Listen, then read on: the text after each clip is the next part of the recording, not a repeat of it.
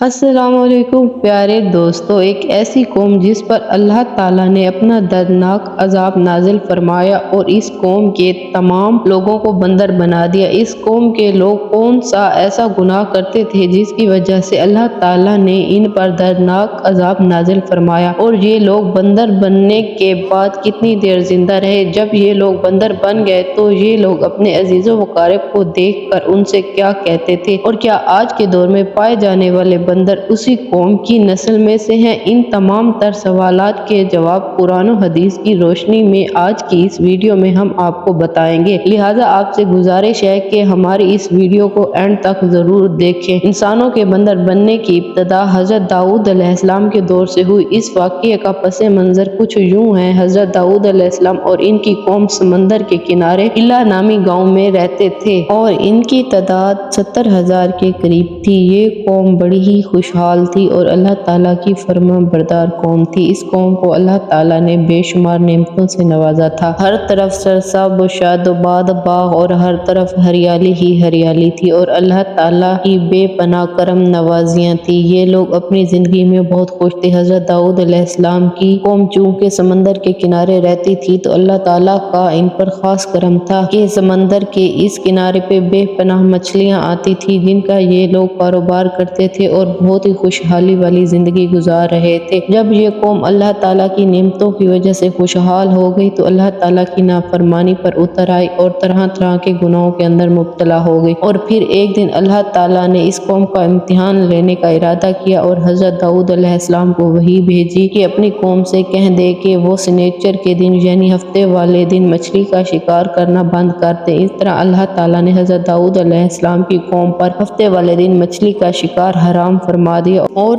پھر یہاں سے اس قوم کی بربادی شروع ہو گئی۔ حضرت داؤد علیہ السلام نے اپنی قوم کو بتایا کہ اللہ تعالیٰ نے ہفتے والے دن مچھلیوں کے شکار کو حرام قرار دے دیا ہے، تو وہ لوگ بہت ہی زیادہ پریشان ہو گئے اور ساری قوم سر جوڑ کر بیٹھ گئی، کیونکہ ہفتے کا دن ہی وہ دن تھا جس میں مچھلیاں وافر مقدار میں آتی تھی اور خود بخود کنارے پہ آ جاتی تھی، اور باقی دن ایسے تھے کہ بہت کم اور نہ ہونے کے برابر مچھلیاں پکڑی جاتی تھی۔ اس قوم کا گزر بسر چونکہ مچھلی کے شکار پر تھا، جس کی وجہ سے اللہ تعالیٰ کا یہ حکم سن کر یہ قوم پریشان ہو گئی۔ یہ نہیں جانتے تھے کہ اللہ تعالیٰ کی طرف سے یہ ایک آزمائش ہے۔ اور پھر ایک دن شیطان نے ان کو وسوسہ ڈالا کہ سمندر سے نالیاں نکال کر بڑے بڑے حوض بنا لیے جائیں۔ جب ہفتے والے دن مچھلیاں آئیں گی تو وہ نالیوں سے ہو کر ان بڑے بڑے حوضوں میں آ جائیں گی، اور اس طرح پھر ان نالیوں کا منہ بند کر دیا جائے گا۔ پھر اگلے دن یعنی اتوار والے دن ان کو پکڑ لیا جائے گا۔ شیطان نے اس قوم کے لوگوں کو ورغلایا۔ اس طرح ہفتے والے دن شکار سے بھی بچ جائیں گے اور مچھلیاں بھی ہاتھ آ جائیں گی اور وہ بھی پکڑی جائیں گی۔ بہت سے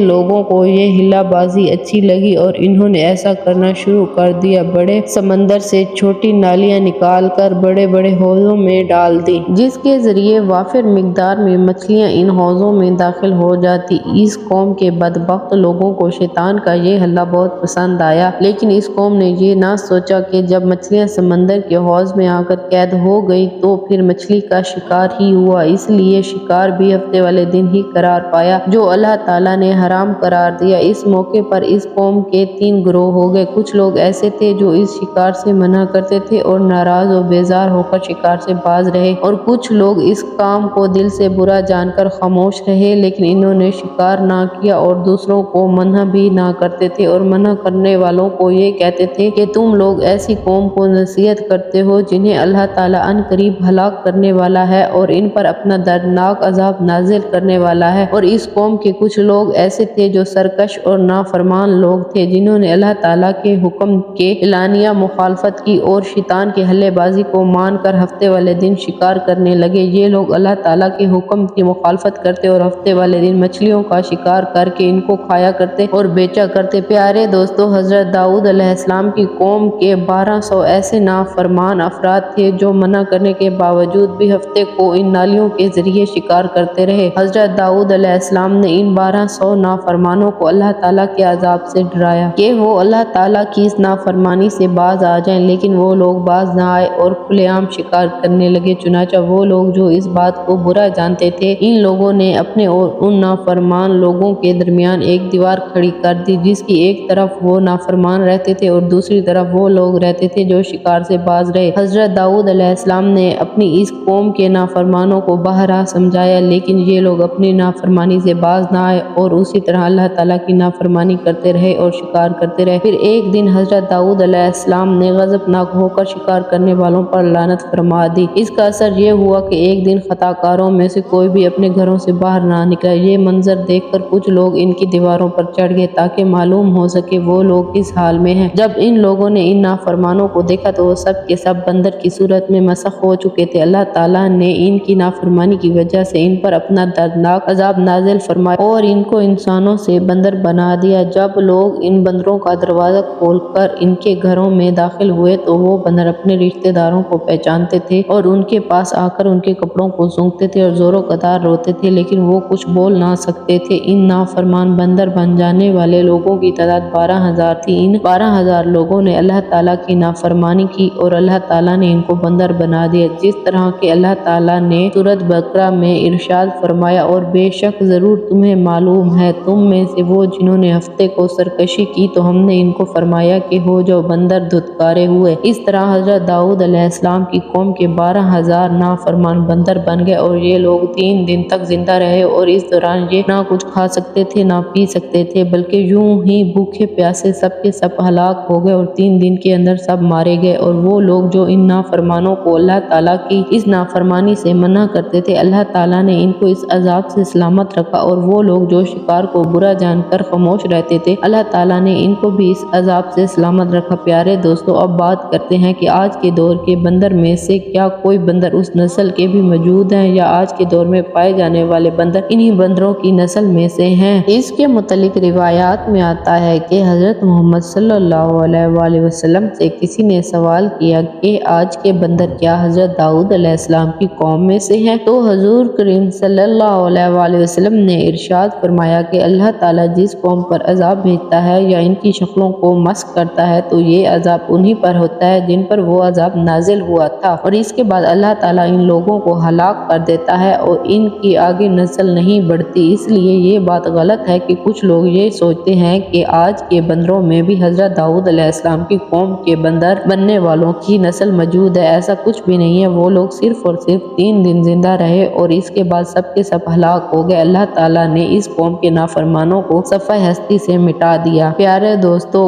ऐसी मालूमाती और इस्लामिक वीडियो देखने के लिए मेरे चैनल को सब्सक्राइब करें।